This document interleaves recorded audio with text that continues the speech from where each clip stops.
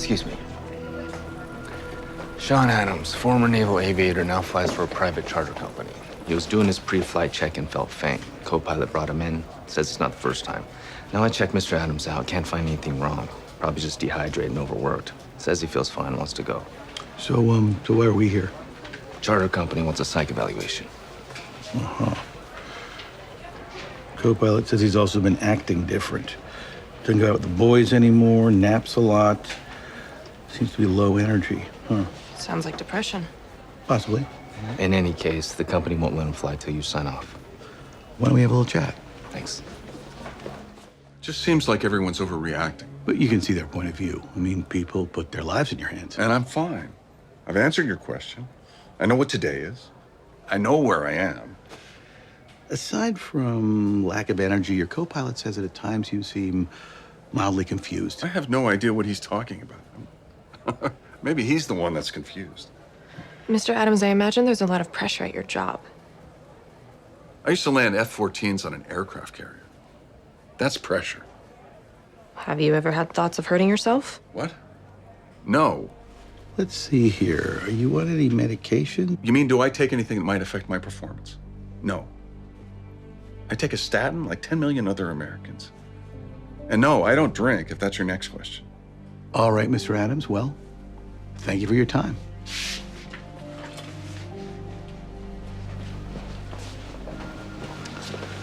Getting, a little ahead of yourself, don't you think? Well, he is exhibiting signs of depression, and there is a high rate of suicide among pilots. Dr. Reese, trust me, I understand what's on your mind, but suicidality should not necessarily be a default diagnosis. So what do you think? I think that Mr. Adams is linear, lucid. I mean, he's certainly not confused. Are you gonna sign off on him? Well, I didn't say that. I mean, I thought he was a little defensive around the medication issue. Well, the man has to prove himself to keep his job. That would make me defensive. And you know what? That could be all there is to it. But look, he's a pilot. Let's just take the extra step. You know, run a tox screen, make sure he's clean. Okay. So, Mr. Adams, as part of our evaluation, we run a toxicology screen, and I'm happy to say that yours was normal. I told you I don't take drugs. However, we did find something else. Profound anemia. Anemia? It could explain your feeling faint. Okay, I guess I gotta eat more steak. It's actually more serious than that. We need to transfuse you with several units of blood right away. We also need to find out what's causing it, so I'd like to admit you for a battery scans and tests. I've got my own doctor. I'll make an appointment with him. Mr. Adams, we don't want you to leave in this condition. You're not well. I feel fine. Sean, are you sure about that? Yes. And a car ride home and sleeping in my own bed isn't gonna hurt me. That may not be true. I emphatically recommend that you take Dr. Choi's advice. As far as the psych evaluation goes, am I in the clear? Well, not listening to your physician isn't the greatest sign to me. Well, you're not the only psychiatrist in Chicago. I'll get a referral for my primary. Sean. Viv, we're going. Hand me my clothes. Please get me whatever paperwork I need to sign so I can get out of here. Be back shortly. Sean, oh my God. Oh my God. Help, someone! Help! My husband, please. Okay, hey, I need a gurney here. No! You. Can you hear What's me? wrong with him? Unresponsive, has a pulse. Get him in a room. Bring it over here. Transfer on my count. Ready? 1, 2, 3. Here we go. He's not breathing. Give me a laryngoscope and a 7.5 ET tube. I got Sean. Tell me when to prep. We'll take care of him. Totally flaccid. Don't need drugs. Monique, Right? you start the IV. Okay. Okay, you stand right here. He's got a massive upper GI bleed. His stomach's filling with blood. What's the weapon? I'm in. April, listen to his lungs. Yep. Good breath sounds bilaterally. All right, hang 2 units of blood and get another 4 ready. What's going on? Why is this I happening? don't know, but we're gonna find out. Hang saline. Sailing's up. All right, stay on it. Huge gastric ulcer. That's where all the blood was coming from. Were you able to stop the bleed? Yeah, GI cauterized it, but that's not the headline. Sean's endoscopy shows chronic caustic esophageal erosions. And his chest x-ray. Pneumonitis. Yeah, this is a pattern suggestive of ingesting some sort of hydrocarbon. Isn't that in cleaning products? And lighter fluid, motor oil, gasoline. Extremely toxic. So we must be talking about low doses over a long period of time. So, I was right. We should be concerned he's suicidal. Well, I assume he's doing this to himself. What, you think someone's poisoning him? I don't know, it's possible. I had a case where a wife was slipping something into her husband's food. So you think it's his wife? You know, hydrocarbons are extremely noxious, so he would have smelled it. Not necessarily. They're all over any aircraft hangar. With constant exposure, you could be nose blind. I don't know. Suicide? Attempted murder? I think it might be something else altogether. Mr. Adams, can I ask you, you ever find yourself doing something that you know you shouldn't, but you just can't stop? I have no idea what you're talking about.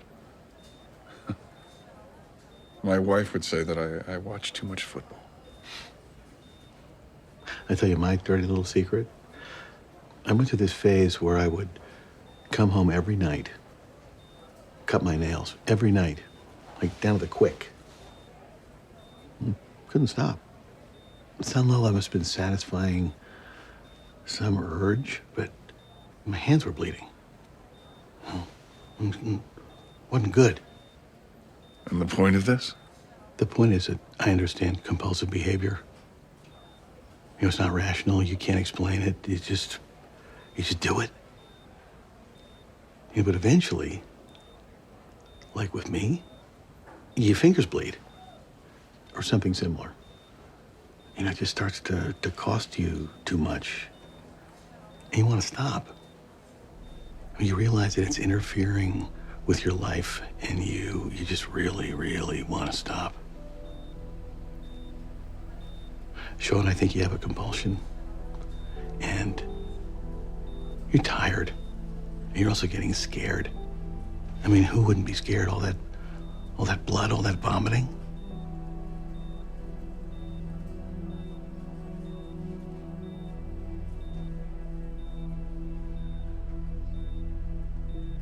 Yes. I'm tired.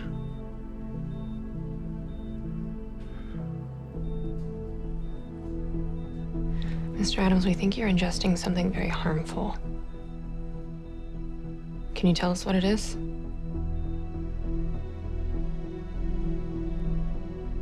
Mr. Adams, please, we can help you.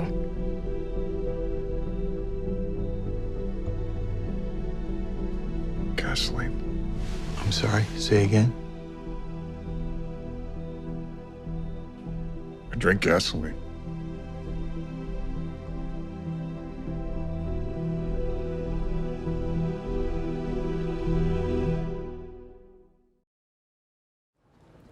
Is my husband crazy? Why would anyone drink gasoline? I know it's very difficult to fathom, but I'm quite sure that your husband is suffering from a psychiatric disorder known as pica, which involves the compulsive consumption of non-nutritive and sometimes even hazardous substances. For some, it's paint chips. For others, dirt. For your husband, it's gasoline. Why? There's no unified theory as to the cause. All we know is that it manifests itself as a compulsion, an irresistible urge against one's conscious wishes. Can he stop? Probably not on his own, but if he'll allow us, we can help him. Okay. We'll do whatever it takes to get him healthy. Before we discuss the course of psychotherapy, I'd like to talk to you and your husband about repairing the physical damage. Of course.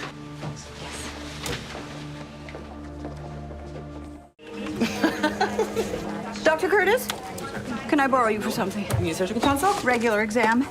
It's pediatrics. The on-call pediatrician is swamped today. Good news is the boy's vomiting seems to have stopped. Fantastic. Hi, Glenn. I am Dr. Curtis. I hear you've been throwing up at the Royal Ontario Museum this morning. How long you been feeling sick, buddy? Okay. It says here you refuse to call your parents. Is there a reason for that? My mom's in New York for meetings. She's gone a lot. Got it. What about Dad? Okay. Why don't you lie down for me?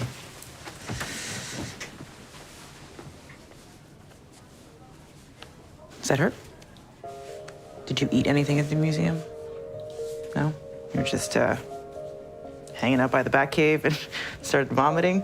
The fossils. I like the fossils, not the bats. Okay. Do you remember about what time you started feeling sick? Listen, you gotta give me something, all right?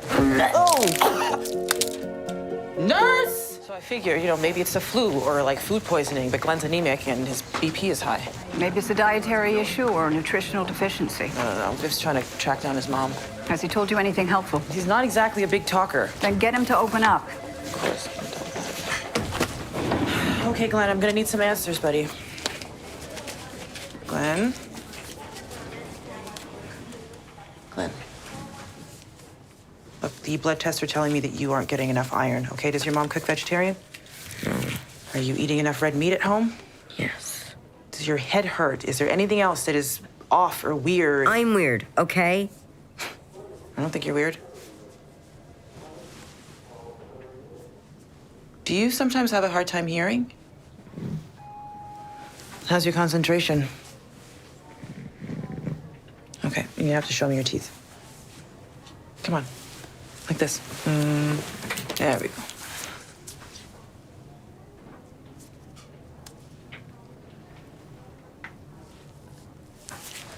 Okay, this is really important, all right? Do you live in an old house? The paint on the wall, is it peeling or anything like that?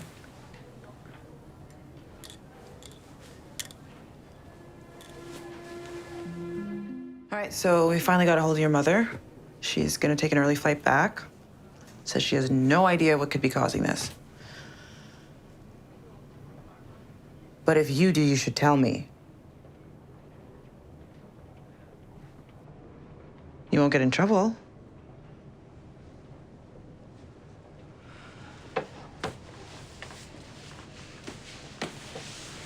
Okay, what if I tell you there's a 20 in it for you?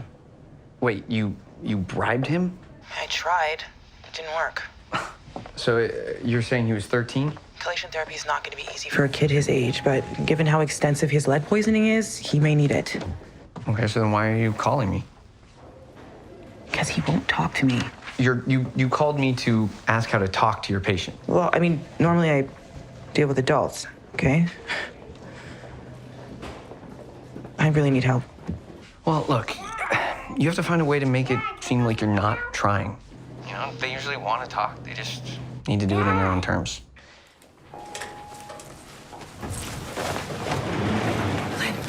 How's it going? So, speaking of weird, the kids thought I was weird too. Yeah, I know, right? I was like a foot taller than everyone else, which I hated, and I didn't like talking to people. Things at home weren't great. Felt pretty alone, you know? You sure talk a lot now. Okay. All right. So look, as you get older, the thing you realize is that, the weird kids grow up to be the cool kids. Want to see something awesome?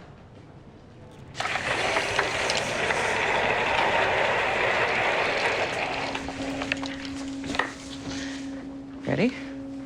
You said you like fossils, right? Huh? Cool, right? I mean, he's not real, but he's to scale. We use it for teaching. Residents call him Maurice. Say hi. Shake his hand.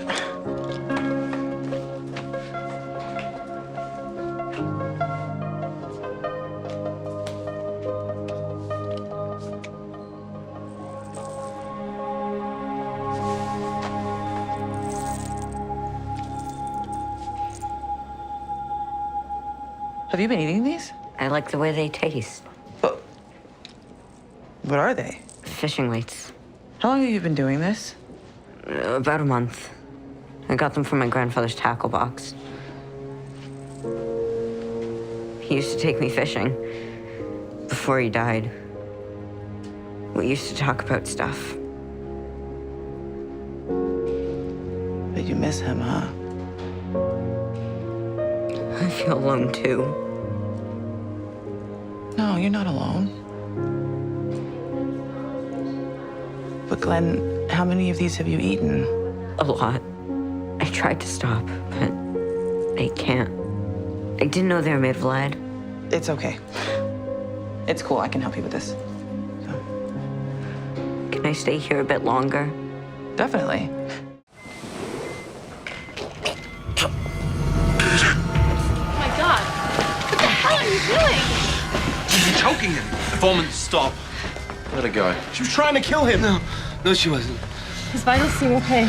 Please don't hurt her. What the hell is going on in here? She's a dominatrix. Right, Annette?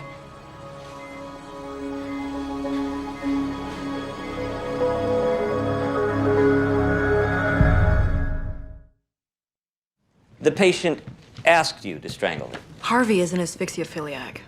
He likes to be strangled or smothered. That's just sick. Well, that's an intriguing legal opinion. Geez, what kind of a lawyer is he? You want a legal opinion? Call the cops. I was careful. I watched the monitors, made sure his O2 sats were over 90. I would never hurt him. Then what was the point? Harvey was upset. He needed to calm down, to feel in control by being controlled.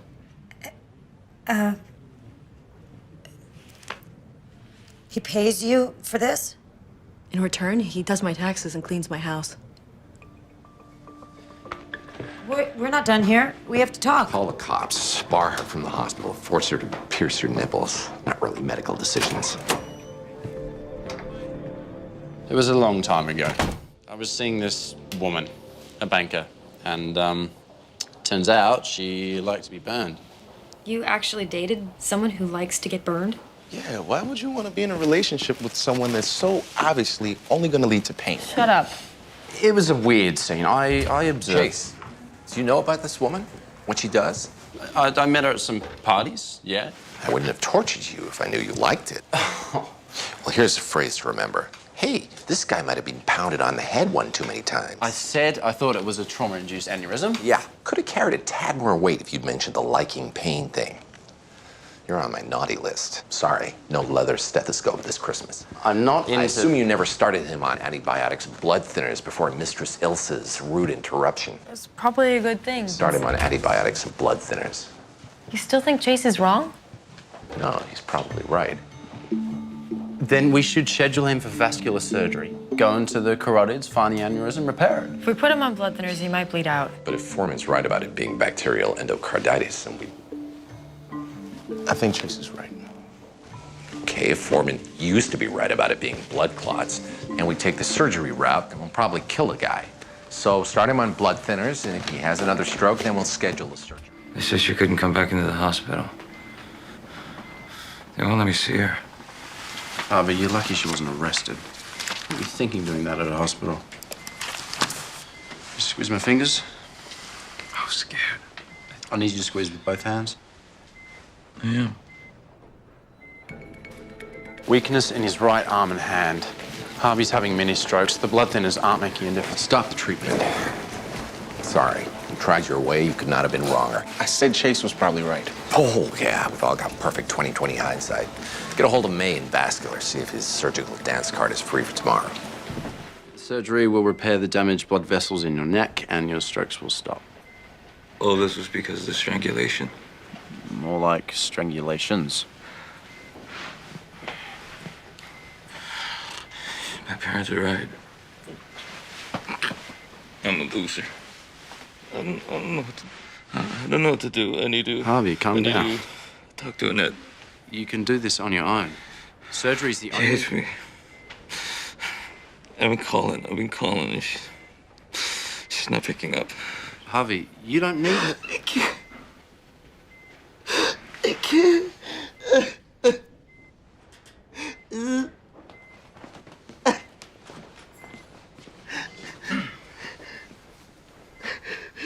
Harvey, you will do what I say. I don't want surgery. Sign the consent.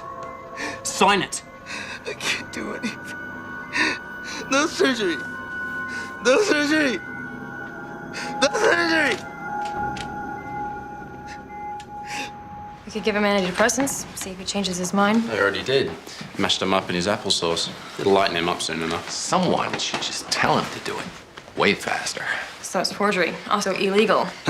And I already tried. Not you. Where's a good dominatrix when you need one? Annette's Bud from the hospital. If you get caught, Cuddy's got a hairbrush. Believe me, she knows how to use it.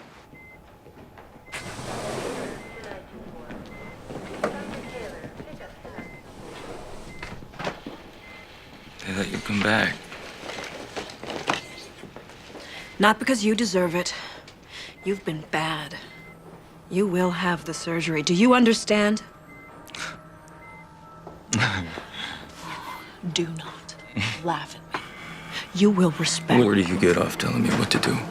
Get out of my room, you back-faced witch. Is this a part of their deal, or? This isn't like him. Something's wrong. Get out! Get out! Get out! Get out! Get out! Emotional swings. He's having another stroke. Harvey! He's crushing. Can we get a card in here?